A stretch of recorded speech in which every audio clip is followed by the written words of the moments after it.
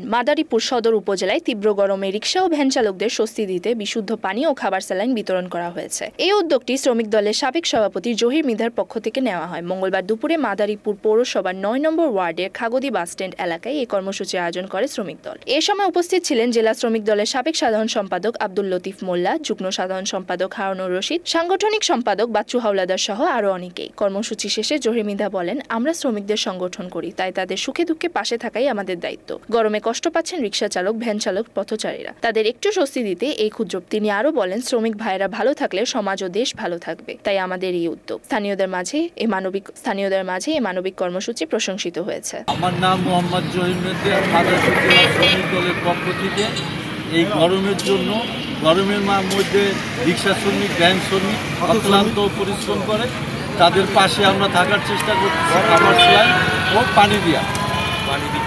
পানি বিতরণ করতেছি। আমি সাবেক মাদারীপুর সদর থানা শ্রমিক দলের প্রাক্তন সভাপতি।